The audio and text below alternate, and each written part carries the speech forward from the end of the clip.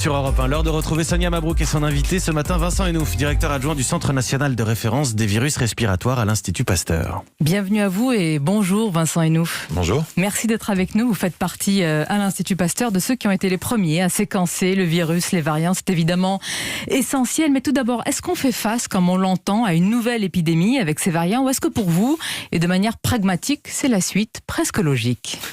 On pourrait presque dire que c'est la suite logique, sauf que là, on a quand même affaire à un variant en particulier. Il faut savoir que des variants, il y en a eu à partir du moment où on a connu ce virus. Le virus, dans sa multiplication, dans sa nature, va provoquer la fabrication, en fin de compte, de particules mutées. Et donc, ces particules vont soit être sélectionnées parce que la mutation est favorable, ou soit va être perdue. Et là, en effet, ces mutations ont été sélectionnées parce que ça lui donne un gain.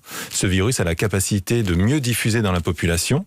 Il ne provoque pas de maladies plus graves, mais le fait de se diffuser beaucoup plus facilement, bien vous avez davantage de personnes malades au même moment, ce qui peut engorger les services hospitaliers, c'est ce que l'on observe actuellement. Bien sûr, on a besoin, Vincent Enouf, ce matin de vos lumières, de votre expérience, parce qu'à vrai dire, entre le variant dit anglais, brésilien, sud-africain, on ne s'y retrouve plus. Est-ce que vous commencez vous-même à connaître les spécificités de chacun et quel est le variant éventuellement le plus contagieux, le plus dangereux ?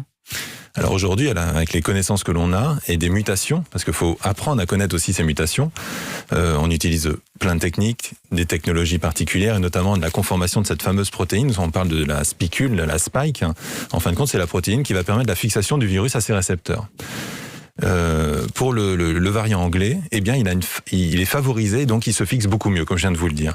Si on regarde maintenant le sud-africain, il a des mutations différentes, et notamment des mutations qui vont provoquer une modification de cette spicule, et qui va sans doute empêcher en partie les anticorps donc de reconnaître, et ainsi de moins bien neutraliser le virus lorsque vous allez être infecté éventuellement une deuxième fois.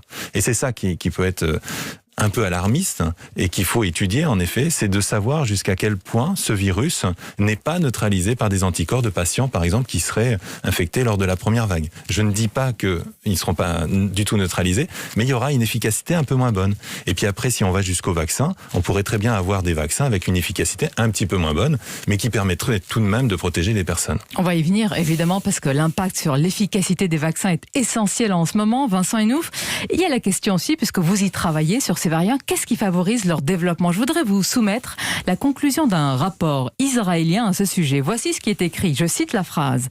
La vaccination de masse pourrait entraîner une pression évolutive sur le virus et générer des mutations. Autrement dit, Vincent Enouf, les variants seraient l'un des effets collatéraux possibles de la vaccination ? Tout à fait, c'est ce qui est attendu, c'est ce qu'on observe tous les ans lorsqu'il y a une épidémie de grippe, et c'est pour ça que le vaccin antigrippal est remis à jour tous les ans. En tous les cas, on regarde s'il faut le remettre à jour. Oui, mais parce que pour vous, ça vous paraît logique, mais c'est l'évolution logique. Mais pour nous, ça voudrait dire que ce serait une maladie chronique et qu'il y aurait peut-être chaque année des vaccins. On ne sait pas du tout comment ça va évoluer, mais en tous les cas, maintenant, ça fait déjà 1 an que ce virus est parmi nous. Sans doute, il en prend un peu le chemin de devenir une maladie chronique, c'est-à-dire un virus qui va rester parmi nous. Et tout pendant que la population ne possède pas suffisamment d'anticorps pour être protégée. On parle de 60% en fin de compte de personnes possédant des anticorps d'une manière ou d'une autre, c'est-à-dire avoir été infecté une première fois ou alors étant vacciné, faut vraiment penser aux deux. Et bien tant qu'on n'aura pas ce pourcentage, le virus continuera sans doute à diffuser dans la population. Et il est très peu, je pense que ça n'arrivera pas, mais on peut imaginer aussi des mutations qui agissent dans l'autre sens, des mutations qui éteignent en fin de compte le virus. Mais c'est un peu. On aimerait bien que ça se développe. Et ce qui nous inquiète, en tout cas, ce qui nous préoccupe également, vous, c'est de savoir, et vous l'avez évoqué, Vincent Enouf, s'il faudra modifier les vaccins ou bien carrément une nouvelle génération de vaccins face à ces variants. C'est-à-dire que les laboratoires devraient dès maintenant anticiper tout cela. Alors, au niveau de la fabrication des vaccins, on a la chance, c'est qu'il y a différents types de vaccins. Il y a les vaccins dont on utilise aujourd'hui, les vaccins ARN, qui heureusement qu'ils ont été là dans le sens où ils ont été fabriqués et produits beaucoup plus rapidement. Et ce vaccin a aussi donne la possibilité de modifier en fin de compte cet ARN et de tenir compte des modifications que l'on connaît aujourd'hui, des mutations en fin de compte. Donc on serait tout à fait capable, je ne sais pas en combien de temps on pourrait fabriquer des doses, parce que tout ça, ça va demander du temps, mais on pourrait avoir une adaptation. Et d'autres vaccins vont venir ensuite. Le fait d'avoir ces vaccins qui vont arriver les uns derrière les autres, c'est qu'ils sont construits de manière différente, et certains vaccins pourraient très bien avoir des appétences, c'est-à-dire une capacité à mieux protéger par exemple les personnes âgées, d'autres les enfants, etc. Et lorsqu'on aura comme une le panoplie vaccin de vaccins, AstraZeneca qui, dit-on, serait moins efficace pour les plus de 65 ans, par exemple. Peut-être très efficace aussi vis-à-vis des enfants. J'en sais rien du tout. Donc c'est tout ça qu'il faut voir. Mais la difficulté, c'est que on doit tout faire en même temps. Et voilà, mais je note que quand vous ne savez pas, vous dites je ne sais pas. Ah oui, tout à fait, oui. C'est assez rare en ce moment. Et je dois vous dire, ça fait du bien, c'est un discours pragmatique et clair. Vincent Hainaut, il y a une deuxième enquête flash, je vais essayer d'être très concrète pour nos auditeurs, qui a été lancée en France pour détecter la présence des variants au sein des tests PCR positifs, enregistrés là, ce dernier jour. Qu'est-ce que vous attendez de ces résultats précisément ? En fait, cette enquête flash, c'est pour déterminer la quantité de virus variants anglais présents sur le sol français. Donc on a analysé les échantillons de 2 jours, les 7 et 8 janvier. Les résultats sont tombés aujourd'hui, ils tombaient un peu au fil de l'eau. Et donc les 7 et 8 janvier, on est autour à peu près des 3% des échantillons positifs. Voilà, il y a du variant anglais. Aujourd'hui, sans doute que cette valeur a changé. Et d'ailleurs, l'enquête flash sur une journée a été refaite hier. Et donc, on va recevoir ces échantillons, on va les analyser de par PCR et ensuite par séquençage, de telle manière à déterminer s'il y a une évolution, en fin de compte, de la propagation de ce virus. Ce que vous allez faire, Vincent Hainaut, est essentiel, parce que de vos conclusions, de cette analyse, eh bien, on va avoir la décision politique d'un confinement plus ou moins léger ou plus ou moins dur. C'est bien cela, c'est sur ces résultats-là, aujourd'hui, que l'on se base. C'est l'un des indicateurs, tout à fait. Si ce n'est le plus important aujourd'hui. C'est important parce qu'en effet, on a affaire à un variant qui diffuse très très rapidement. Autrement dit, si vos enquêtes ne sont assez sombres, pour vous, le chemin est assez clair vers de manière technique, vous nous diriez que le confinement est inévitable si vos résultats ne sont pas à la hauteur bien de ce que vous attendez ? Mais même mis à part ces résultats, on voit une augmentation de tous les secteurs. Donc en effet, le confinement est la solution, en fin de compte, techniquement, pour casser la diffusion du virus. Donc maintenant, reste aux politiques de décider, mais techniquement, c'est l'une des meilleures solutions. Bon. Est-ce qu'il y a un vaccin contre l'usure de l'esprit et de l'âme alors aussi ? Ça, c'est vous toute la pouvez difficulté. Travailler à l'Institut Pasteur. C'est toute la difficulté, en effet. Non, le plus important, Vincent Hainaut, et merci d'être là ce matin, parce que vous avez énormément de travail, et en particulier en ce moment, c'est ce séquençage. Et moi, ce qui me frappe, comme d'autres, c'est que en Angleterre, par exemple, ils ont énormément séquencé. Pourquoi est-ce que nous n'avons pas cette puissance-là, au moins dans la médecine génomique ? Je dirais qu'en Angleterre, ils ont eu la présence d'esprit, ou l'intelligence, ou alors des choses qui étaient déjà mises en place avant cette pandémie. Ils ont une capacité de centralisation des données et surtout de séquençage, peut-être de s'être alliés avec des entreprises privées justement, parce qu'il y a des entreprises privées qui font du séquençage, qui proposent des machines pour faire du séquençage.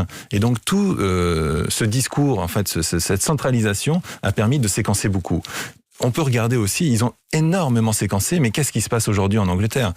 En revanche, ce qu'on peut noter, c'est que la sensibilité de leur technique, en tous les cas l'analyse des données, ne leur a pas permis justement d'aller si vite que ça pour casser la diffusion de ce virus. Certes, mais ils sont quelque part pionniers, et aujourd'hui, on a l'impression que nous, la France, on est un petit peu sur le strapontin justement de cette médecine génomique, mais je note, Vincent Hainaut, que vous avez dit peut-être le mot-clé, c'est le mot privé. Ils font confiance au privé. Peut-être qu'en France aussi, il faudrait qu'on s'y mette davantage. Il faudrait en effet peut-être travailler davantage ensemble, mais aujourd'hui, en tous les cas en France, a été décidé justement la mise en place d'un réseau de plateformes en capacité de faire du séquençage. Quand vous dites aujourd'hui, c'est récent ?